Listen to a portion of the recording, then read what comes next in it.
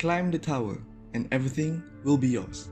It's a simple premise, but one that gave birth to one of the most exciting anime to be released the past year.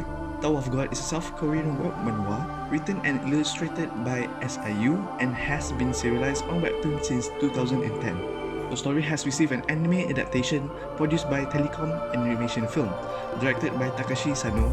This show tells the story of Rachel, the girl who climbed the tower so she could see the stars, and Bam, who needed nothing but her. Okay, sorry. I'm so sorry. That is just bullshit. This is the story of Bam and his quest to simp on Rachel. But, that didn't go too well. The first 13 episodes of Tower of God resemble a prologue to the actual plot of the story, a story that showcases a rather fast-paced plot, one filled with action and characters driven by their own personal desires to climb the tower. This video, however, will not touch upon any of those characters or what the plot is actually about. Rather, this is an exploration of what it means to climb the tower. You see, to climb the tower, you are subjected to tests to pass. No, it isn't like a written test where you can cram everything in the very last minute listening to lo-fi YouTube music.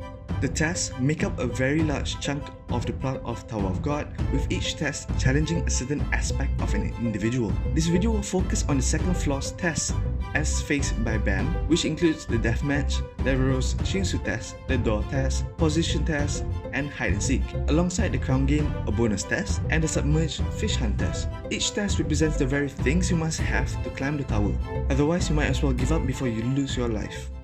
First off is a deathmatch. In a room of 200 to 400 people, you have to eliminate others until a certain number of regulars, those who climb the tower, are left, or until the time limit expires. From the very get-go, you are tested on your power to defend yourself and to kill others. Of course, you don't actually have to kill anyone, you can easily let others do the killing. However, the test is a prime display of survival of the fittest, where the weak who had no chance of climbing the tower in the first place are weeded out. After the time limit has expired or the number of regulars remaining has reached its goal, you must immediately form groups of 3. This section tests your ability to compromise. Imagine battling to the death with another and immediately told to form groups within a short time period. You don't have to team up with the one you are fighting with, but it makes perfect sense to try and group with those who are strong. This brings about elements of luck as well. Will you manage to be grouped with someone who is strong, one that can help you climb, or will you group with one that will act as deadweight?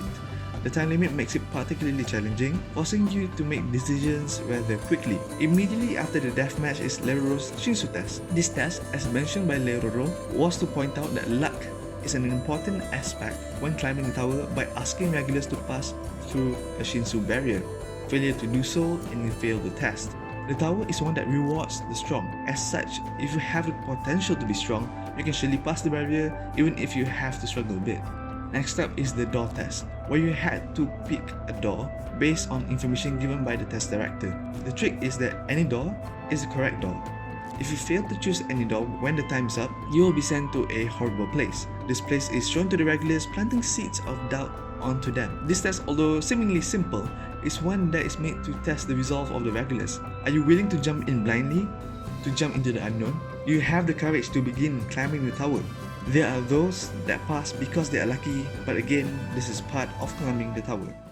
The position test is an evaluation of your capabilities to climb the tower. After being placed into different positions, you have to earn as many points as possible, and only a selected few will pass after going through the hide and seek test. The positions may seem trivial, but they are vital when forming teams when climbing the tower. Excelling in your role will boost your chances, and a well-balanced team is crucial in taking on tests. The position test is one that takes place over an extended period. A neat detail is that you can only purchase food and receive medical treatments via spending your points that you earned. Those who have a lot of points or those who are confident that they will earn many points can choose to purchase more luxurious foods. Those who have fewer points or fear having to purchase expensive medical treatment will look to eat only the bare minimum. This aspect ensures regulars can handle themselves as they climb the tower. The hide and seek test is one that tests you on how much you've learned in your respective positions, your teamwork, and your individual skill. Regulars must send one teammate past a gate or take the opponent's tag in order to pass and gain points. Only then will you be adjudicated by a panel of judges who also happen to be the teachers during the position test. Those who have collected enough points may only then climb the tower. The crown game is a bonus test that allows regulars to climb to the next floor should they win the game. The goal is to have one teammate sit on the throne with the crown by the end of the game. This game requires proper strategy. Do you go in first and try to fend off as many teams as possible, or do you join in late, risking facing many groups at once? This game is one that is tailored to teams with overwhelming power and good teamwork. If you're strong, you should be rewarded, and that reward is to be able to climb the tower. The Submerged Fish Hunt test is an administrator test, one that can be requested by an irregular, anyone who forcibly opened the door to the tower. In Bam's case, he wishes for Rachel to climb the tower, even when she is no longer able to fight. The test challenges Bam's resolve to fight for others, in this case, Rachel, by having him depend on others as well. In the test itself, Bam literally has to do nothing and hope that the people he depended on can help him pass. This test is a smart way to showcase just how depending on someone else for your sake can affect how you climb the tower.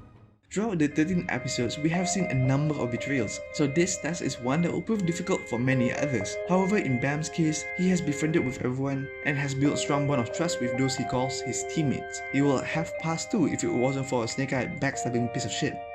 Well, such is the desire to climb the tower. Well, there you have it, guys. All the tests faced by Bam and crew on the second floor. There are many other tests that are just as interesting as the ones we witnessed in the anime, so I highly recommend you to pick up the webtoon right now. Thank you guys for watching. If you like this video, make sure you leave a like. If you want to share your thoughts, do leave a comment down below. And thank you again for watching. Take care.